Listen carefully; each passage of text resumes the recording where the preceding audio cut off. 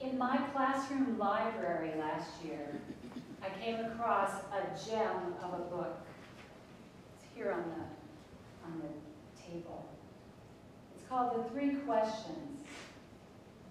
It is a children's book, but like many other children's books, it's filled with wisdom for adults. It is based on a parable-like story that was originally written by Leo Tolstoy that ironically was published about the same time that Margaret Anna was doing her writing, back in the 1800s. It was part of a collection that was entitled What Men Live By. Now, being nonviolent, I can forgive Leo for his slightly sexist title.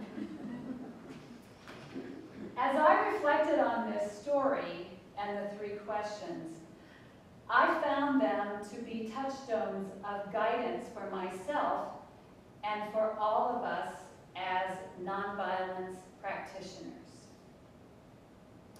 The three questions are: who is the most important one or the most important person? When is the best time to do things? And what is the most important thing to do?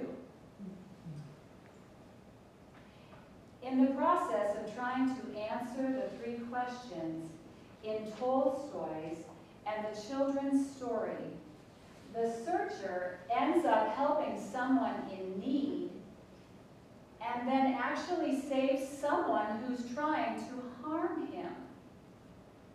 In saving his enemy, he has a profound connection with another human being. And in his searching, finds the answer to all three questions. When is the best time?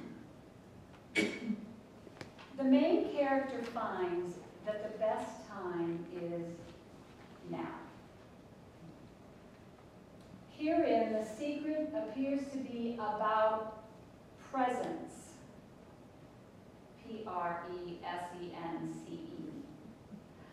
Are being truly open to the task that is just before us. Now, most of us as Americans are multitaskers. And I have to say for myself as a teacher, we are the queens and kings of multitasking. We have to be. But the tale tells of the need to be completely present, truly present. Thich Nhat Hanh says, if you are washing the dish, your thoughts must be on washing the dish and only on washing the dish. Not an easy thing, right? It also puts me in mind of another book I was given a long time ago called The Precious Present. It's also there on the book table. It reminds us to find happiness within ourselves and in the current precious moment and in the present moment. And again, in our world, this is not an easy task, but one that is helpful to practice.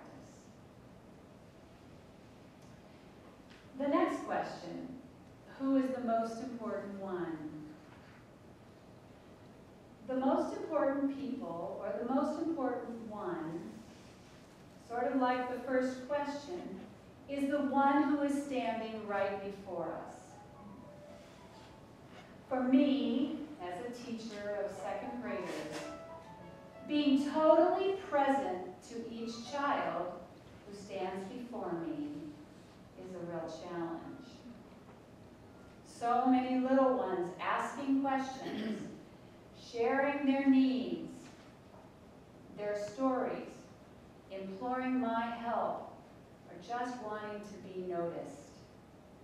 Without my need to push on, to think about what comes next, and so on. So this connecting eye to eye with each child in front of me is a goal I strive toward, but must authentically practice constantly. but our God is ever present to us. And this morning, Father Scott, at where I was at Mass, was talking about the generosity of our presence, of the presence of God. And so let us be a reflection of that presence to all God's places, all that God places before us, and all the people that God places before us. What is the most important thing to do? The next question. I recently read in National Catholic Reporter about a group of college art students who were working with poor inner city children.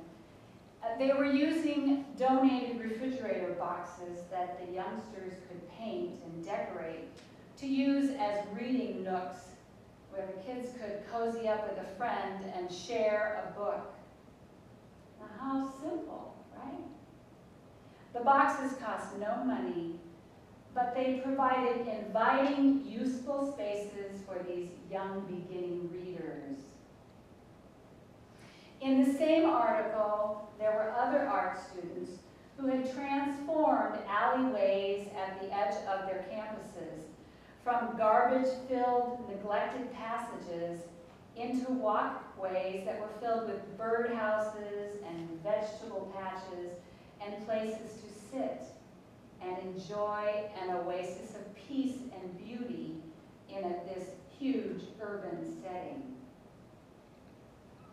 The most important thing can often be found after careful thought and consideration, deep breathing and contemplation, and using our God-given creativity to reinvent and transform situations of violence and strive to grow in nonviolence of heart and mind, and to share this with others in our lives and communities.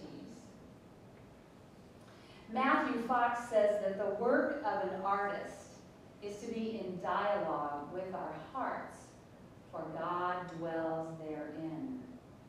And when we use our creativity, we put the divine into everything. So as a good teacher, I'm going to review now. Who is the most important person? The one who is right in front of us. What is the most important thing? Attention to the task that is present before us. And when is the most important time? Now, the precious present. So you can remember who, what, and when.